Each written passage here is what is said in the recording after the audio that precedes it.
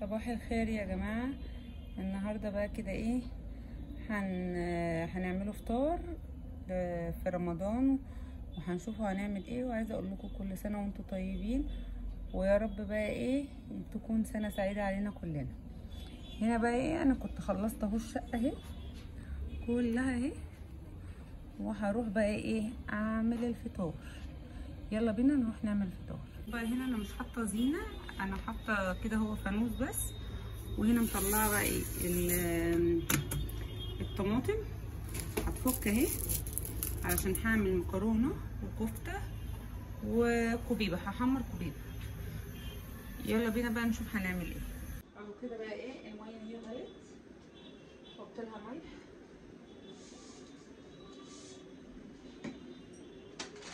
وهفتح بقى ايه في مكرونه دي. بيبقوا حاطين لها، بصوا يا جماعه هنا بيبقوا حاطين لها لزقه علشان لما تفتحي تاخدي منها ايه وتقفلي. بس انا طبعا ايه هعمل على قدنا، فهي ايه انا بعمل كيسين صغيرين كده عشان الروزي ممكن تتسخر من الروزي مش بتتسخر بالناس وكده، فممكن تاكل مكرونه مثلا كفته مكرونه فراخ بقلبها حاجات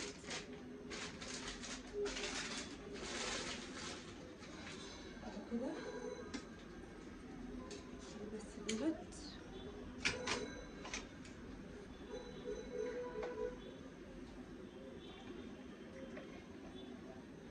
عايزه احط نقطه زيت كده.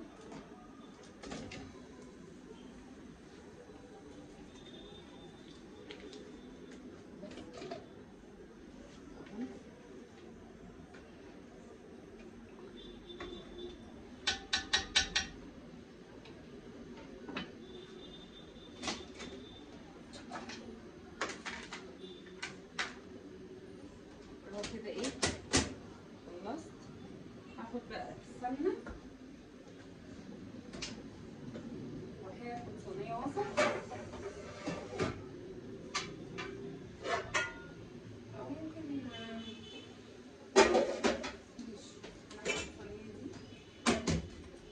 هاخد صينيه كده دي اهو، وهوريكم انا هعمل ايه. طبعا انا كنت عامله معاكم الكفته، ده هي طبق الكفته اهو اهو، معرفش فك ولا لسه. بس هاخد معلقه سمنه كده ايه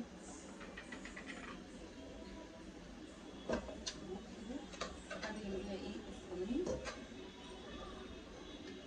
عشان الكفته.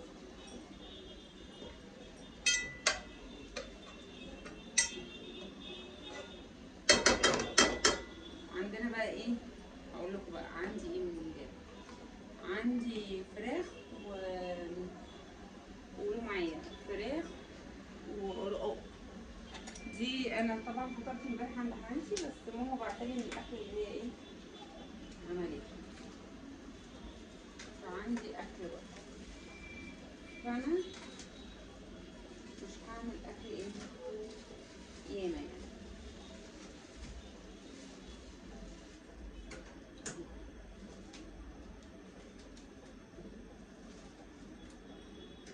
هرصهم بقى كده واشوفهم الاول فك ولا لا. اهو كده ايه هيتكتك اهي.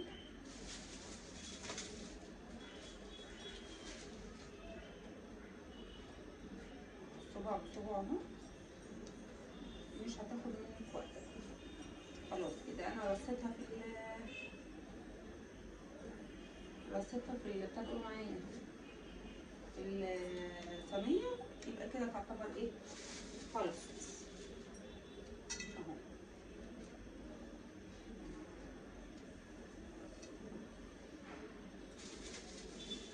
لكن بقى كان زماني لسه ايه بقى بدور هجيب خضره وبدور هجيب مش عارفه ايه. لا كده ايه اريح لي واحسن لي في الوقت.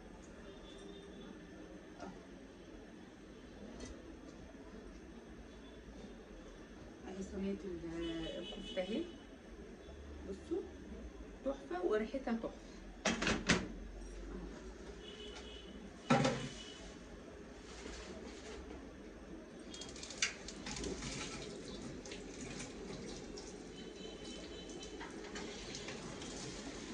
دي بقى ايه هنوديها هناك ناكلها. وحش قوي يا جماعه ده، وحش. كان ب 49 جنيه من كارفور، وحش قوي، مش بيرضي ولا اي حاجه. انا ما بحبش الحاجه اللي مش بترضي. يعني هو انا قلت ده رخيص مش مشكله، تعبئه كارفور ومش عارفه ايه، لا وحش بجد. الحاجه اللي هي عندنا احلى اللي هي فيبا لا احلى بكتير. انا ده بغسله كده وبحط فيه بردك ايه لحوم، مش بحط فيه اي حاجه غير بينفعوني.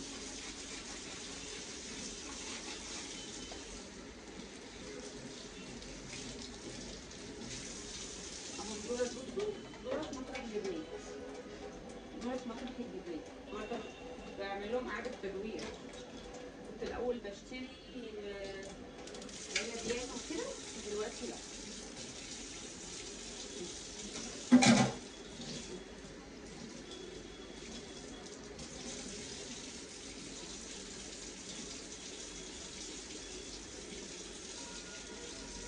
بس كده هوريكم بقى ايه الكوبيبه. بس الكوبيبه هقليها بقى في زيت كده ياما وهحمرها، بس ما هي اهو كده ايه خلصت. هنا بقى اهي المكرونه، احنا مش عايزينها اللي هي ايه مستويه قوي، عشان المكرونه دي كده لا لسه كمان تكتين كده وخلاص. ودي ما بتحبش التقليب، فاحنا بردك ايه هنحافظ عليها. الحله دي على فكره جميله جدا اهو كده.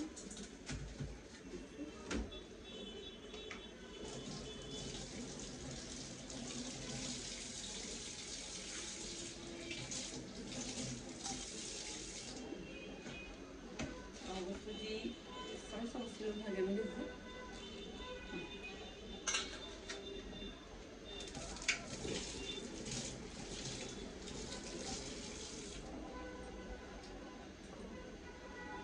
خليها بس تكتين كده وخلاص. هنا بقى هولع على الكفته، بس هولع عليها الكفته ازاي هقول لك. هجيب غطا الاول،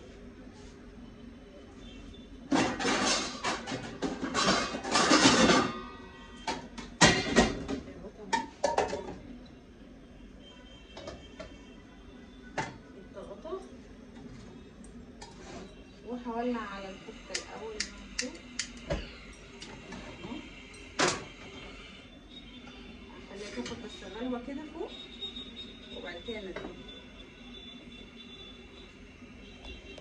كان امبارح بقى كنا عند اهل جوزي، طبعا الاكل المعتاد فراخ. الناس كلها في رمضان ما بتاكلش اول يوم فراخ وملوخيه واللياش ورقاق وايه تاني ورز ومخللات، وكل الاكل ما اتاكلش، او صينيه بطاطس. بس بقى ان الاكل ما اتاكلش، يعني بتتوقعوا ان ايه، ان الناس هتقعد اول يوم تاكل وكده، لا مفيش اكل اصلا. كلنا قمنا ومش يعني انا اكلت عن نفسي، بس العيال طبعا لا.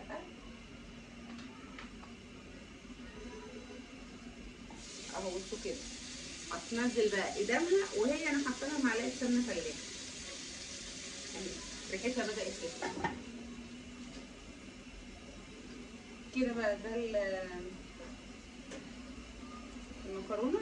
النهارده مش هعمل مشروب، لا النهارده هنجيب حاجه ساقعه كده، علشان امبارح شربنا مشروبات من اللي هي الخروب والحاجات دي ياما جدا. فان شاء الله بقى من بكره ايه هعمل بقى مشروبات وكده، وممكن اعمل جوافة او مانجا او فراولة، بس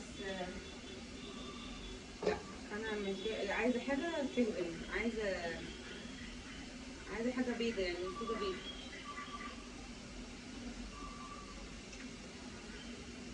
بصوا يا جماعة، العباية دي جديدة، انا لسه شارية، معرفش تعرفوا المحل ولا لا، هو اسمه سونيوري. بصوا ايه رأيكم؟ مطرزة من ورا ومن قدام. بصوا دي كانت ماما جايبهولي وهي مسافرة العمرة، بس من هنا، بس لسه أول مرة البسها امبارح. بصوا اهي، أنا وريتكم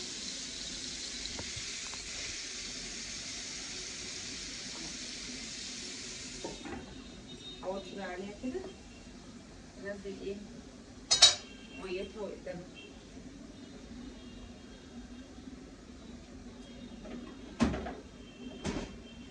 اهو كده. ايه جبنا بقى الوصفة اهي،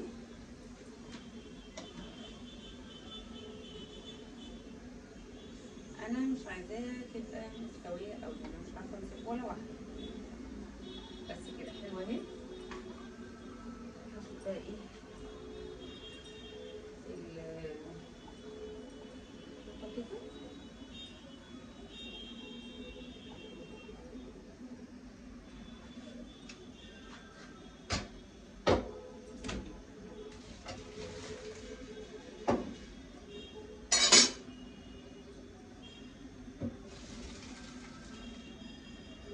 بس كده. هعمل ايه هنا بقى؟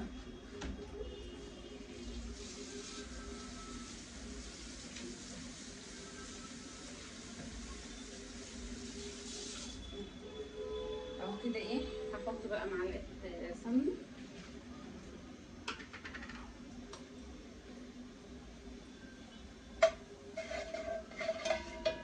وحبة زيت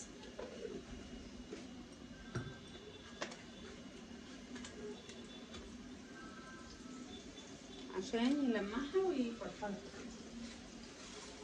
هنا بقى هجيب سكينة،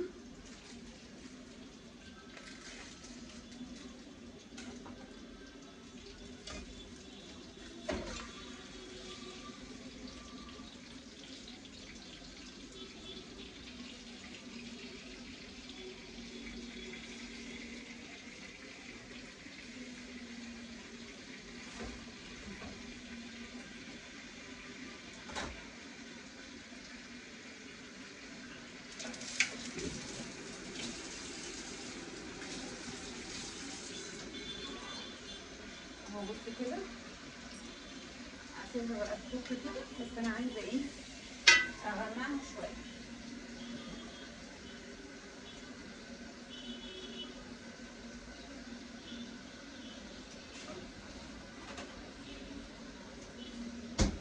هحط معلقة كده،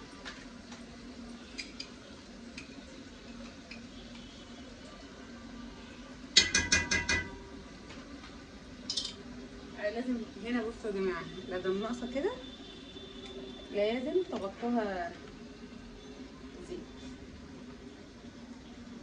بس كده عشان تحافظوا عليها.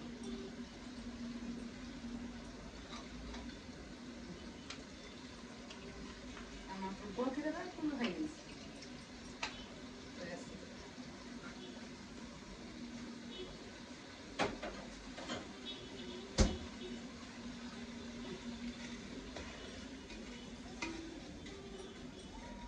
كده بقى ايه، هنحط لها ملح وفلفل. بالليل بقى ايه افرم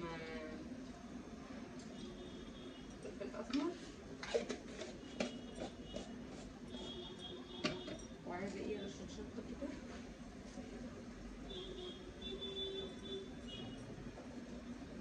بس تبقى فيها بس حرقيه كده يعني. وهنا ملح اهو،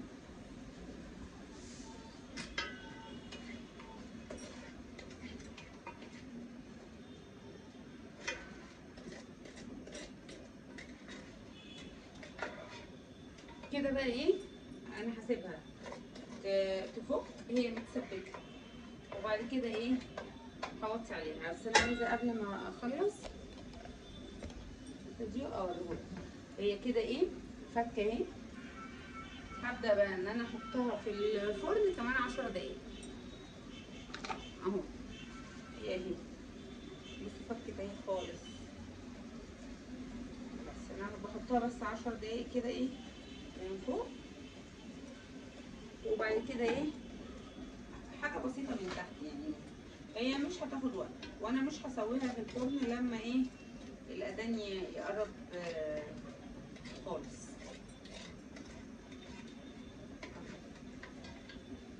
هروح بقى وارجع لكم تاني. هو بصوا كده بقى يا جماعه الطماطم اهي اتعملت اهي. كده بقى ايه هطفي عليها خلاص كده. قبل بقى الفطار هقلبها في الصلصه وقولوا معايا، وهحط دي بردك في الايه في الفرن. انا هطفي بقى، هطفي هنا وهطفي هنا، وما اجي اقلي او اكمل الاكل هرجع لكم. بصوا بقى كده يا جماعه هدخل بيها ايه صينيه الكفته، اقفل عليها ايه الفرن. هنا بقى انا بسخن الصلصه كده،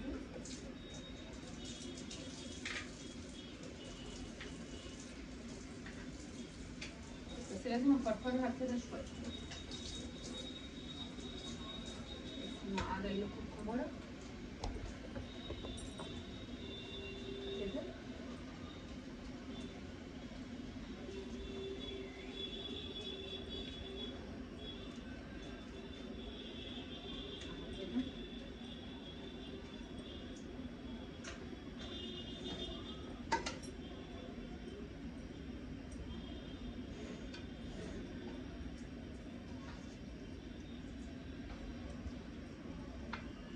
اهم حاجه دي مش بتحب التقليب كتير، احنا هنقلبها تقليبتين كده وخلاص كده.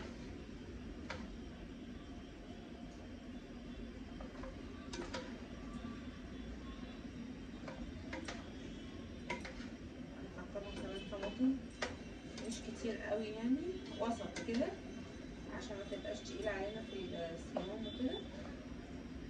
انا امبارح اكله الفول الفطار مش عايزه اقول لكم يا جماعه تعبت منه ازاي.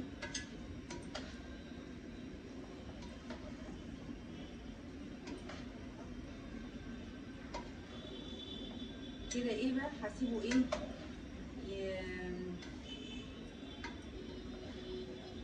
يسخن كده يتشرب. بس هوطي عليها النار على نار هاديه خالص اهو كده اهو كده.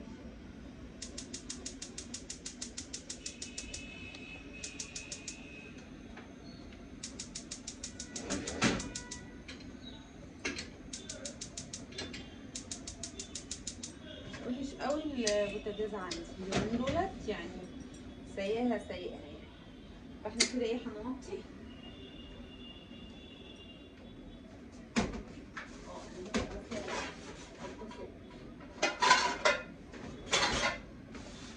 بس كده.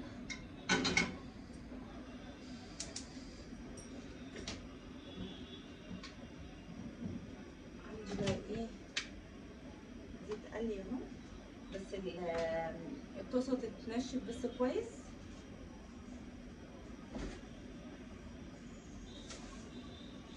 اعمل ايه بقى؟ هنجيب بيضه اهي، دي هقليها بقى.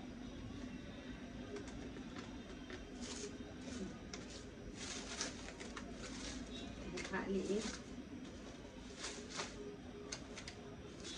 هقليها برضك ايه هنغسل مواعيننا وحاجاتنا.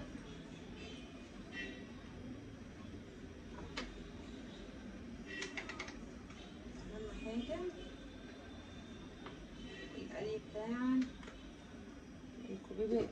عشان هي جواها جبنه موتزاريلا. انا ممكن ايه اقول لكم على حاجه.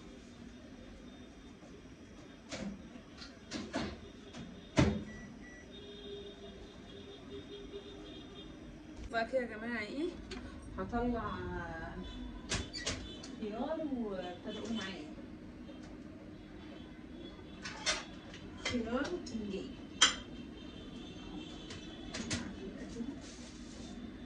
بس اهم حاجه ما تحطوش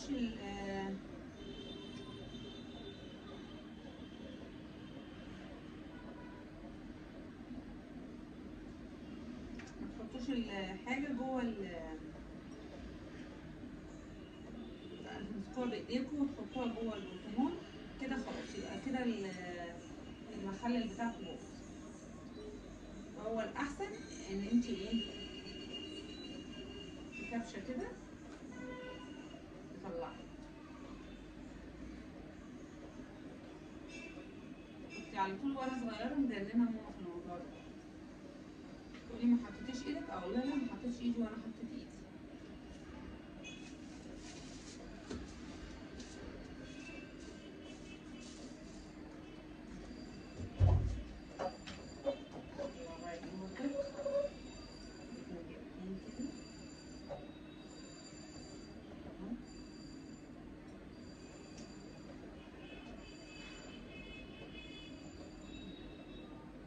بس كده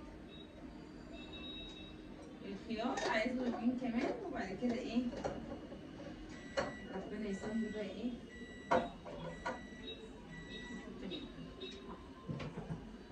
اهو. بصوا يا جماعه المخلل اهو، لسه لي بس الخيار الجزر قصدي ما استوتش. همسح مكان ايه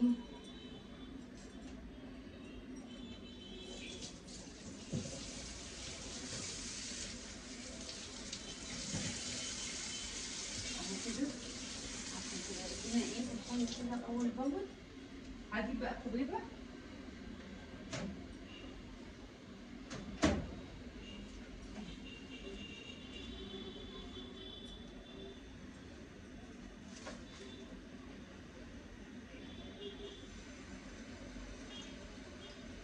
اهي، هقليها بقى كده. هي لوزي طبعا اللي عايزه كفته، وعايزه تدقق معايا، وعايزه مكرونه.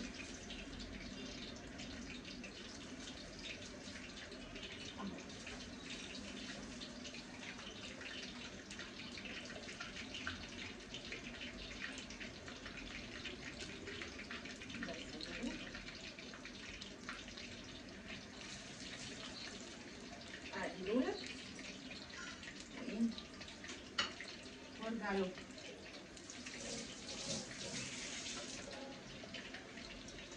بصوا بقى كده ايه الحاجه ما خدتش وقت. ليه بقى؟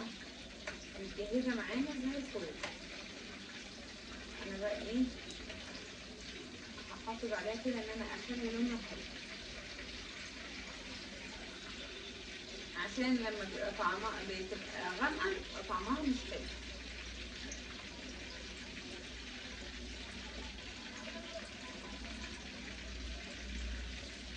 هنا بقى ايه هبص على الكفته كده لسه.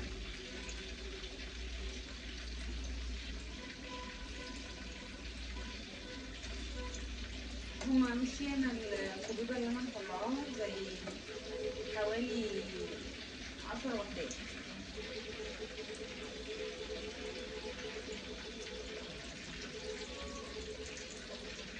بيقولوا يعني يا جماعه ان في من المنهج سنه اولى ثانوي اتلغى، فاحنا لسه الخبر بقى مش متاكد عنه يعني. يا ريت والله.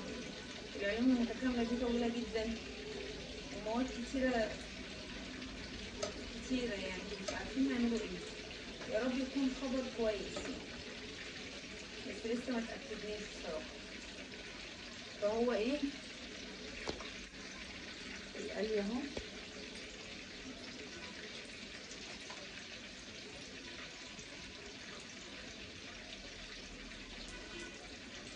هندوه بس ايه طبق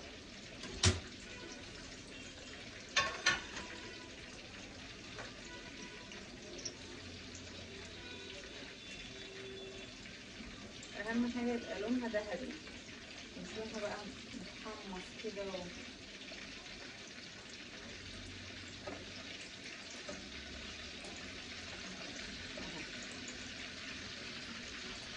اول ما كل ما توسع مساحه هحط لها واحده. بصوا جبنا الموتزاريلا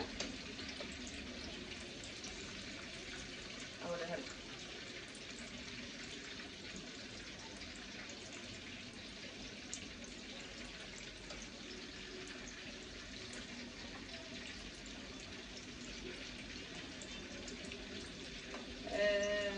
لوزي بقى رحت النهارده لقيت الفصول ضمنها على بعض، وكان يوم صعب بالنسبه لي جدا، كان لسه ما استقرناش طبعا موضوع الفصول ده، وقمت فضلت قاعده معاها من 6 لغايه ما هي راحت المدرسه لغايه 7:30 وانا معاها على الموبايل،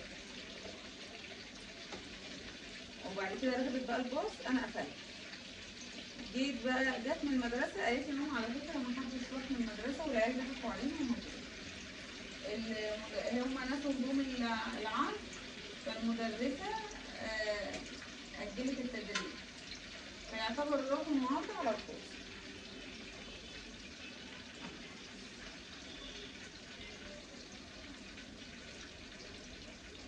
اهم حاجه في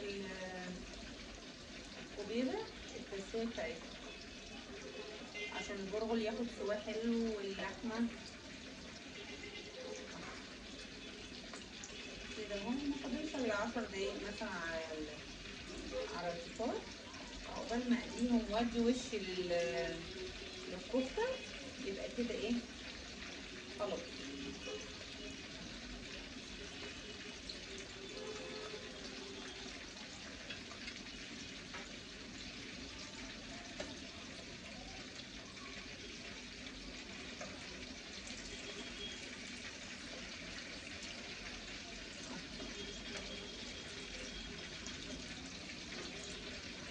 كده خلصت الكميه.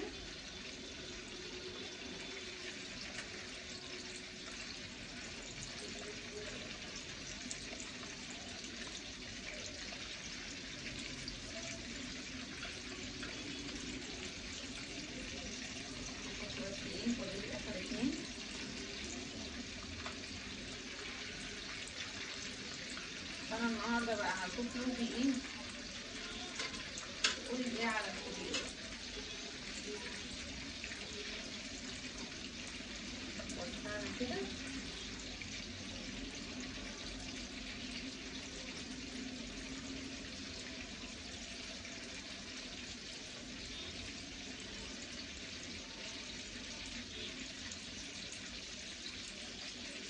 هعمل اكتر من كده، وكل يوم مش هعمل اكل كتير، ان انا الصراحه في رمضان مش بياكلوا عيالي، مش بياكلوا قوي، يعني مش اكلين في رمضان،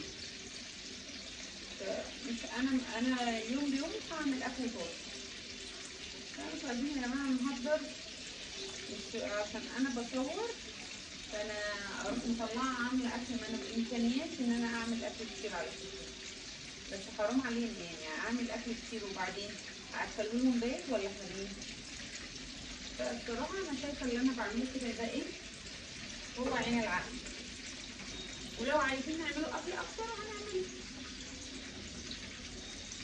اهو كده. برضك ايه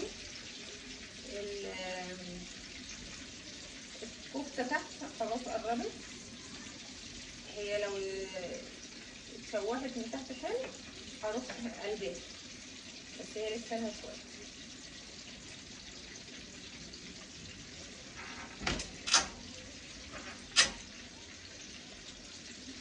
كده.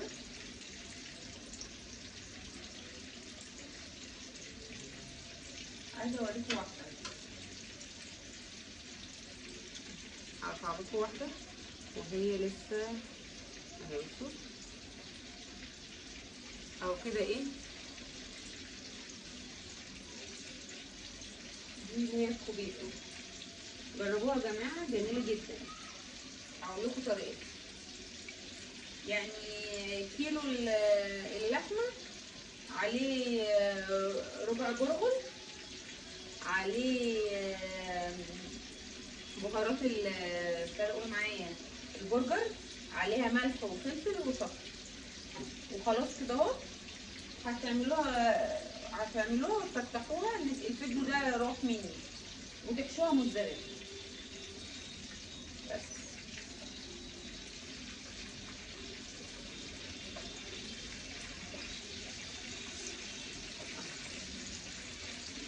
ملهاش اي وقت،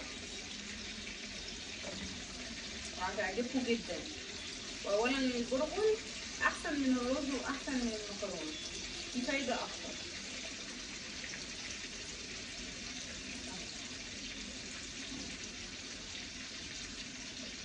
جوزي اكلتها وحشه وحشه قوي، فانا الصراحه لازم اهتم بالحاجه اللي هي بتحبها، فانا عامله لها كذا حاجه ليها هي يعني. انا عامله الاكل مرن عليها هي، مش علينا احنا.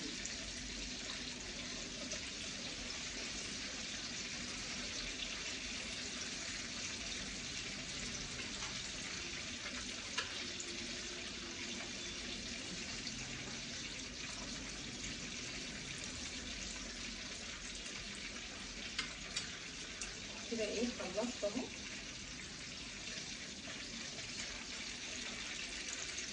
انا اكتر حاجه مفرحاني الصراحه المفروض اللي انا عملتها بالتفصيل، صاحبتي هي اللي قالت لي، ربنا يخليها ليا، هي اللي قالت لي ما تشتريهمش جاهزين، يعني اعمليهم على اساس ترابيزاتك، مش ان انت اشتريتي حاجه رمضان وخلاص. فانا الصراحه كان بالنسبه لي ان انا خيطتهم احسن، وما تخيطوش بمبلغ، يعني تخيطوا ب85 جنيه مش حاجه، بس في الاخر انا زينت الشقه كلها. اللتر ب135 جنيه.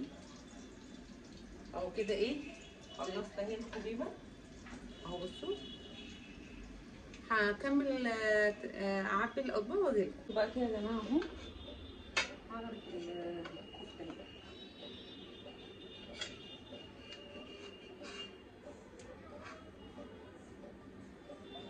تحفه. انا حطيتها كده في الفرن.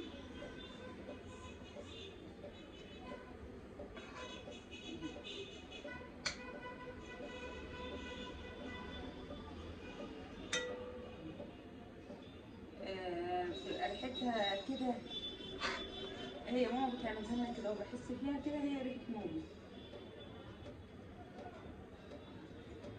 مش بلاقي حد كتير بيعملها في الفرن يعني عندنا في العيله وكده.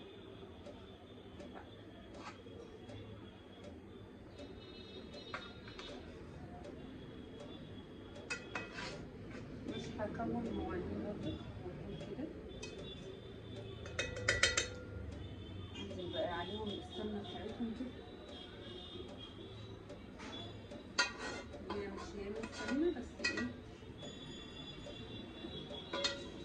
هتخلي شكلها كمان احلى، هتلمعها وتديها طعم.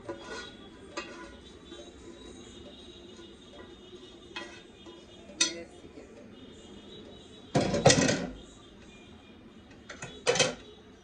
اهو، كده ايه، حطينا كده ودولت، فاضل لنا بس ايه المكرونه بقى كده يا جماعه. هطلع ايه كوبايات عشان المشروب.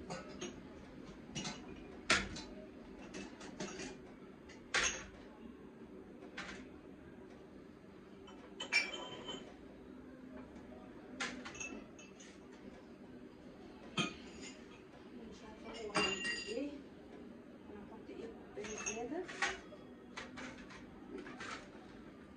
كده.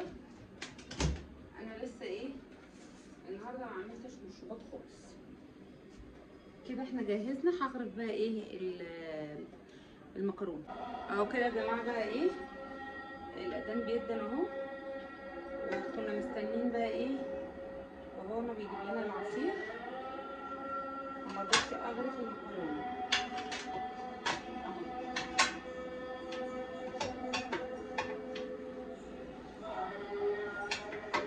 المكرونه بقى الصوصات دي العيال بيحبوها جدا،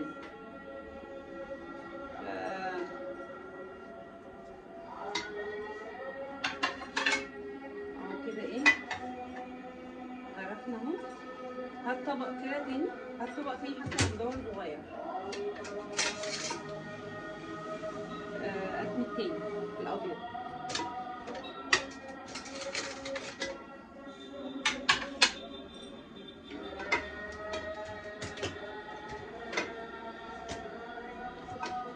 وكده يا جماعه ايه، هنبقى فطرنا اول يوم في بيتنا، واقول لكم كده ايه، وهقول لكم مع السلامه، واشوفكم في فيديو جديد ان شاء الله.